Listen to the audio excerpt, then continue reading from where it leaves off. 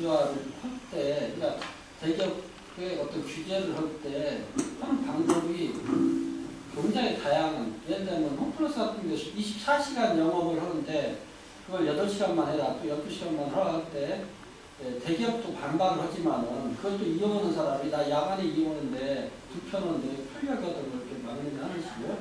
그러니까 다시 말하면 이해 충돌 관계가 우리가 중소기업과 대기업을 어떤 갈등 관계를 조정할 때 각자 이익 그 주체에 따라서 생각하는 거나 행동하는 게 다를 건데 너무 여기에 지금 이야기하면서 명제적인 규정, 명제적인 주장만 했는데 실질적으로 그것을 법제화시킨다든가 또 규정을 만들 때는 엄청난 그 어려움이 분명히 있을 거라고 봅니다. 그러니까 다시 말하면 이론 자체가 아무리 옳을지라도 실제 적용시킬 때 그 세세한 구체적이고 좀 더 명료한 어떤 그 규칙이라든가 그것이 생각처럼 쉽지가 않을 것 같은데 그것을 이게 간단히 말하면 재벌 규제를 한다 했을 때 좀 더 구체적인 사항, 어떤 상황에서 어떻게 규제할 것인가 그 구체적인 사항이 있다면 좀 이야기를 해주십시오. 일단 공정거래법이 제가 보기에 중요하다고 봐요. 공정거래법. 이미 공정거래법이 상당히 잘 돼 있거든요. 근데 지금까지는 공정거래위원회가 유명무실했죠. 재벌 편이었기 때문에 제대로 안 했죠. 그런데 그것만 제대로 해도 이 문제가 상당한 부분에서 해결이 되리라고 봅니다. 흔히 갑을 관계, 대기업은 갑이고 중소기업은 을 관계죠. 그러니까 맨날 그 아쉬운 소리 할 수밖에 없어요. 대기업이 잘하는 대로 하고 뭐 그런 것들만 잘 해결도 되고 그 다음에 이제 주로 큰 우리 이마트라든가 이런 기존에 재래 상가들이 많이 있었는데 최근에 그런 대형 상점이 들어서면서 뭐 SS, M&M, 그보다 더 큰 이마트 같은 그런 큰 상점 이런 것들이 들어서면서 재래 상가이 많이 줄었는데 이제 이런 것도 서로 공존하는 방식으로 얼마든지 가능하다고 봅니다. 지금도 뭐 하고 있잖아요. 몇 미터 내에는 그걸 못하게 한다든가 지역에서 일정 지역 내에는 뭐 그 개수를 제한한다든가 여러 가지 방법이 있을 거라고 봅니다. 그래서 그런 것들은 지금도 상당히 사실은 법이 어떻게 보면 잘 돼 있다고 봐요. 돼 있는데 못하는 것이만 지금 제대로 않고 있고 그동안에 또 하나는 우리 정치권이나 관료들이 너무 그 재벌들하고 정경유착이죠. 어떻게 보면 상당히 그런 유착되어 있는 부분들이 좀 많아서 지금까지 제대로 시행을 못했다고 봅니다. 눈치도 많이 봤고 그 다음에 어떤 사람도 이런 이야기를 하더라고요. 제가 어제도 이제 그런 이야기 들었는데 현재는 완전히 시장 시대지 정부 권력 시장 넘어갔다 하는데 그러면 제가 이야기를 했어요. 그러면 정부가 할 역할이 뭐냐? 정부가 제대로 자기 역할을 해야지.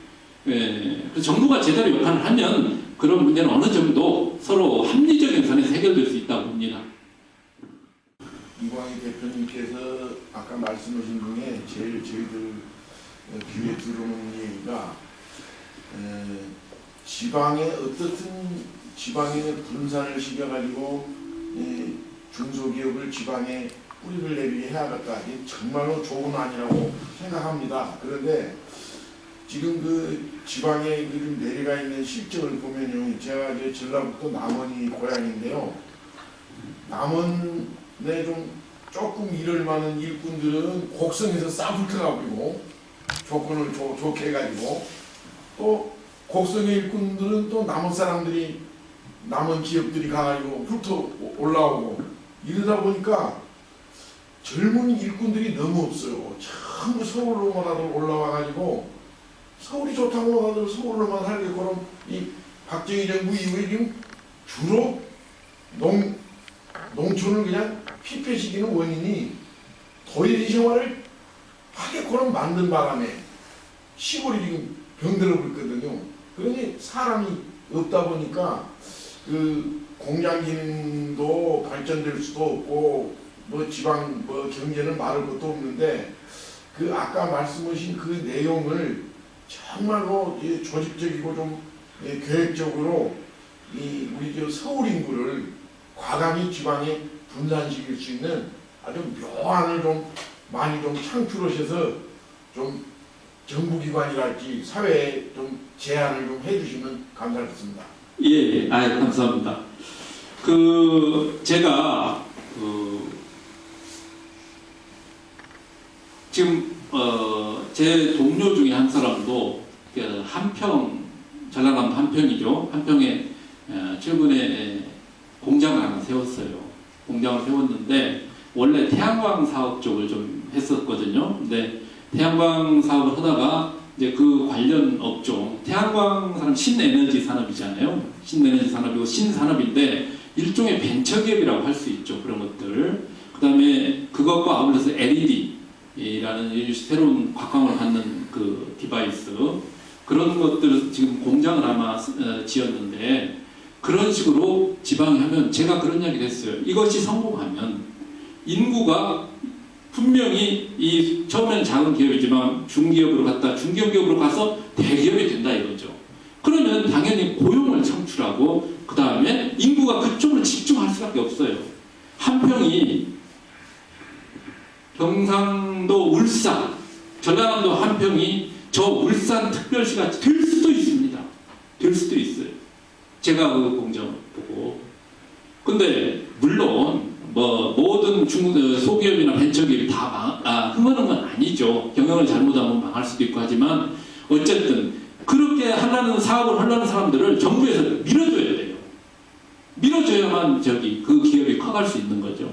그래서 신산업에는 일반적으로 보조금도 상당히 주고 그렇습니다. 다른 나라도 마찬가지예요. 처음에 잘할 때는 그게 투자가 많이 되고 좀 어려우니까 보조금을 정부에서 많이 지급을 하거든요. 근데 보조금도 한미 FTA 문제가 될 수가 있어요. 그런 것들도. 신규 산업에 대한 보조금 자체가. 그래서 FTA도 그래서 없애야 될 또 하나 이유 중에 하나 이제 그런 것일 수도 있는데, 그렇게 해서 보호해서 키워야지. 그 사람이랑 똑같아요. 기업 성장하는 게 사람 성장랑 똑같습니다. 처음에 애를 낳았을 때는 보호해줘야지. 어른들이 어떻게 그냥 크겠습니까? 제발로. 그러니까 성년이 될 때까지는 보호를 해줘야 돼요. 성년이 될 때까지. 그런데 마찬가지로 기업도 그래서 정부에서 온갖 기업 하는 사람도 최선을 다하고, 기업가도 정부에서도 각종 보조를 해주고 지자체에서도 이렇게 또 지원을 해주고 이렇게 해서 성장이 되는 거죠. 그리고 또 하나는 제가 보기에 우리 문화를 바꿔야 됩니다. 얼마 전에 제가 그 성대 교수님을 찾아가서 한번 이야기를 한 적이 있는데, 그 교수님이 실리콘밸리에서 처음에 김대중 정부 때 우리 벤처 붐이 한번 일었었죠. 그래서 전국 관료들이 거기 갔었다고 해요. 실리콘밸리 배우러 갔었다고 그러죠. 그래서 오는 그 교수들한테, 관료들한테 전부 그 설명을 해줬답니다. 여러 가지 안내도 해주고, 벤처라는 건 이런 거다. 이렇게 했는데, 근데 그분이 그 당시에는 미국에 교수로 있었어요. 그리고 몇 년 뒤에 최근에 한국으로 건너왔습니다. 와서 보니까 그 사이에 벤처는 완전히 죽었죠. 죽었고, 제가 그 이야기 했더니 벤처를 다시 살려야 된다. 그 이야기를 했더니, 한국은 문화적으로 볼 때 이게 클 수 없다. 라고 이야기를 하는데, 그렇게 이야기를 하는데, 제가 보기에 그렇게 해서 할 수 없다고 하면 영원히 못 하는 거예요. 그럼 할 수 있다고 생각해서 지금 시작하면 됩니다. 정부가 총력 지원하고, 기업들이 또 힘이 나서 이렇게 하면 그거 됩니다. 그리고 지난번에 한번 우리가 크게 뒤었기 때문에 벤처붐 때문에 그 당시에 몰락을 해가지고 벤처붐이 몰락을 여러 가지 손해본 사람도 많은데 그분들이 다 그때 한번 그 경험이 있기 때문에 이번에는 좀 더 신중하게 할 걸로 봐요. 지금 벤처붐을 일으키면 벤처붐 일으켜야 돼요. 벤처붐 일으키라는 게 우리 출산율이 지금 낮잖아요. 새로운 출산율을 높이는 거랑 똑같아요.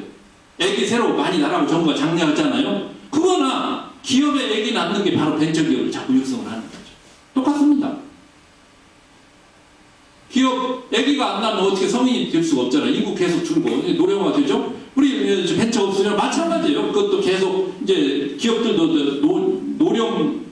노기업, 대기업은 이미 노인이랑 비슷합니다. 대기업은. 그러니까 자꾸 젊은 기업을 해야죠. 벤처기업, 소기업, 중기업을 육성을 해야죠. 네, 말씀하세요. 저는 젊은인데요. 저는 20대인데요. 그러니까 제 친구들이나 아니면은 이제 취직을 준비하는 그런 분들의 얘기를 들었을 때 대부분은 대기업으로 가려고 합니다. 왜냐면은 연봉을 많이 주는 데가 대기업이라고 해서 얘기를 할 때도 처음에 얘기할 때 취직했어? 어디? 연봉 많이 받겠다. 4,000대? 막 한턱 쏴야지 이렇게 하고, 그게 아니고 중소기업으로 갔을 때는 뭐 어떻게 뭐 새로운 비전이 있어? 뭐 거기서 뭐 어떤 복지가 괜찮아? 뭐 괜찮겠어? 뭐 이직 준비하고 있어? 뭐 이런 식으로 묻는 경우가 많습니다. 그래서 그러니까 저희 부모 세대 분들의 그런 IMF 시기라든가 그런 것들을 겪고 나서 더 지금 20대들이 그런 거라고 저는 생각을 합니다. 그래서 그런 트라우마 세대라고도 하더라고요. 저희 20대 지금 세대를. 그래서 그런 거에 대해서는 혹시 그 청년들이 지금 그렇게, 물론 새로운 문화를 갖겠다, 우리가 뭐 정말 벤처기업을 육성해서 뭐 티켓몬스터라든가 이런 식으로 벤처기업을 잘 키워서 어떻게 보면은 그거를 키워서 이제 수익을 얻는 그런 사람들도 있지만 굉장히 소수거든요. 그래서 그런 거에 대해서는 만약에 획기적인 개선 방안이라든가 아니면은 뭐 변화시킬 수 있는 그런 계기가 있다면 실마리라도 혹시 지금 제시해 주실 수 있는지. 예, 좋은 질문입니다. 네. 지금 청년 세대 고민 그대로 이제 이야기한 건데요. 많은 분들이 그런 우리 대학생이라든가 청년 세대들이 갖고 있는 문제일 거예요. 근데 지금과 같은 상황에서는 당연히 중소기업에 가는 걸 기피하고 꺼리고, 월급 차이가 엄청 나고 대기업과 중소기업 우선, 그 다음에 장래가 보장되면 좋은데 그게 언제 복구해질지 모르거든요. 그러니까 안 가는 거예요. 안 가려고 그러는 거죠, 자꾸. 그 다음에 그러다 보니까 동료 사이에서는 소위 여기 들어가면 창피당해서 말도 못하고 뭐 이런 거죠.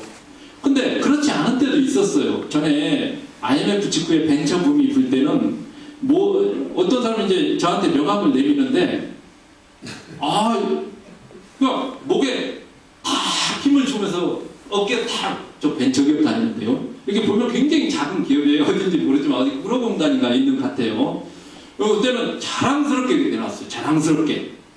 근데 그 뒤로 이제 벤처기업이 꺼지고 나서 지금은 다들 그 말을 못하고 있죠. 말을 못하고 누가 벤처 이야기하면 또 사기치려고 하는가 보다 이런 하고 있는데, 그러니까 그 다음에 미국을 한번 보면 알 수 있어요. 미국의 실리콘밸리에 많은 유능한 젊은이들이 대학 졸업하고 나서 어떤 일반 기업을 가려고 하는 게 아니라 실리콘밸리 그게 벤처기업 쪽으로 자꾸 파고 들어가거든요. 거기 와서 자기 미래를 보장받으려고 아주 우수한 순애들이, 굉장한 뭐 박사학위 소지 가진 사람도 많고, 그 다음에 어디 발명가에서 상 받은 사람도 많고, 그런 우수한 순애들이 그 벤처기업 와서 처음에는 돈을 못 받죠, 당연히. 처음에는. 그렇지만 시간이 지나면서 그 기업이 성장하면은 그 성장과 아울러서 거기에 대한 보상은 엄청나게 큰 거예요. 뭐 주식이라든가 기타 뭐 주식이 상장되면 그 싸게 받은 주식에 대한 차익 플러스 기타 이제 기업이 커지면서 월급도 엄청나게 올라가죠. 당연히 뭐 올라가죠.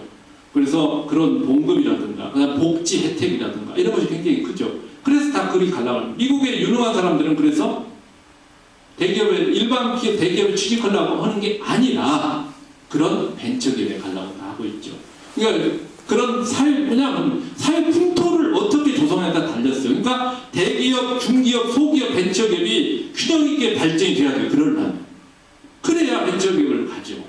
지금 우리는 대기업만 있고 중소기업이 없는 거예요, 사실. 중간에 완전히 비어있기 때문에 지금 가는 걸 꺼리고 있습니다. 이 중간을 인위적으로 만들어야 돼요, 지금 현재. 그게 향후 진보 정부가 할 일이라고